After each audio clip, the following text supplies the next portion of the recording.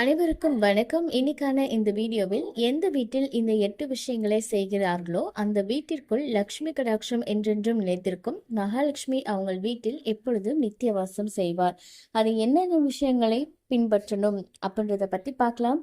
அதுக்கு முன்னாடி நீங்க நம்ம சேனலை இன்னும் சப்ஸ்கிரைப் பண்ணிக்கலாம் அப்படின்னா மறக்காம சப்ஸ்கிரைப் பண்ணிக்கோங்க. பக்கத்தில் இருக்கக்கூடிய பெல் ஐக்கானையும் ப்ரெஸ் பண்ணிக்கோங்க.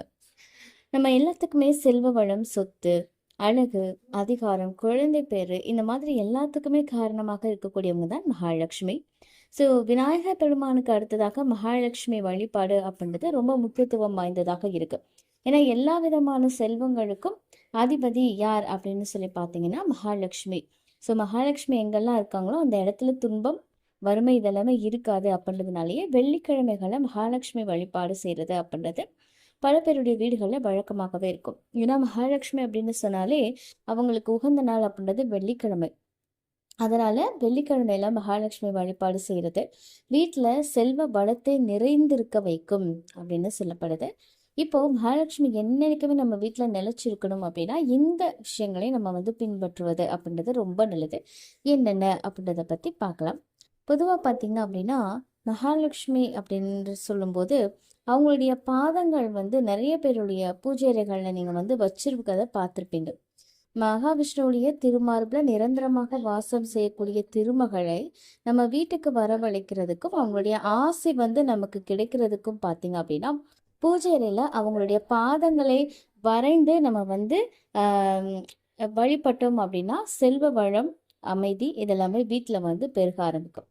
அதே மாதிரி நம்ம தினமுமே காயத்ரி மந்திரத்தை வீடுகளில் பாராயணம் செய்கிறது இது ரொம்ப நல்ல ஒரு அற்புதமான பலனை கொடுக்கும். அப்படி நீங்கள் பாராயணம் செய்யும்போது பார்த்தீங்க அப்படின்னா தாமரை மணி மாலையை கையில் வச்சுக்கிட்டு ஜபம் பண்ணுறது அப்படின்றது ரொம்ப நல்லது. ஏன்னா தாமரையில் லக்ஷ்மி வாசம் செய்கிறதுனால அந்த தாமரை மணி மாலையை வச்சுட்டு லக்ஷ்மிக்குரிய மந்திரங்கள், காயத்ரி மந்திரங்கள், எந்த ஒரு மந்திர உச்சாரணமும் அதில் சொல்லும்போது நமக்கு வறுமை அப்படின்றது விலகும்.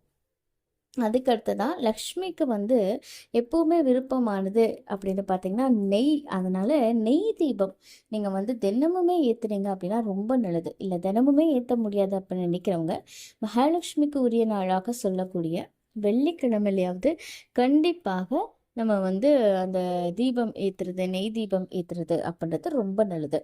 அப்படி மகாலட்சுமி வழிபாடு செய்யும்போது ஏதாவது இனிப்பு பலகாரங்கள் நீங்கள் செஞ்சீங்க அப்படின்னாலே மகாலட்சுமியுடைய மனம் குளிர்ந்து உங்கள் வீடு தேடி வருவாங்க. அதே மாதிரி வெள்ளிக்கிழமையில பார்த்தீங்க அப்படின்னா தாமரை தண்டு திரி இருக்கு இல்லைங்களா, அதை பயன்படுத்தி நெய் விளக்கு ஏற்றுனீங்க அப்படின்னா அதுவும் வீட்டில் நல்ல லக்ஷ்மி கடாட்சத்தை கொடுக்கும். மகாலட்சுமிக்கு விருப்பமான பொருட்களை நீங்கள் வீட்டில் வச்சிருக்கிறதுமே நல்ல சுபிக்ஷத்தை கொடுக்கும்.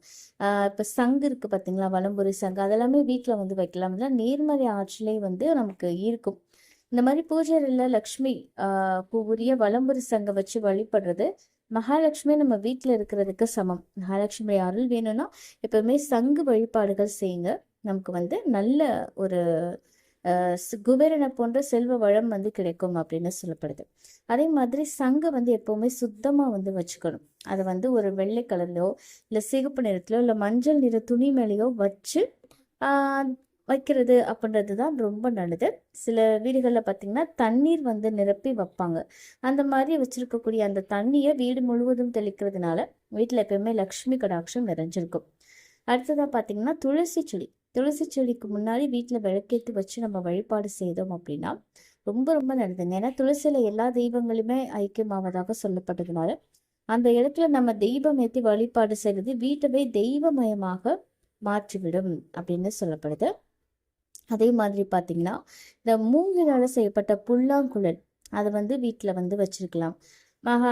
இது பார்த்தீங்கன்னா கிருஷ்ணருக்கு ரொம்ப விருப்பமானது. ஸோ மகாவிஷ்ணுவுடைய அவதாரம் தானே கிருஷ்ணர். அதனால அவருக்கு விருப்பமான பொருளை வைக்கும்போது மகாலட்சுமியுடைய அருளும் நமக்கு கண்டிப்பாக கிடைக்கும். மங்களகரம் அப்படின்றது நம்ம வீட்டில் நிலைச்சிருக்கும்.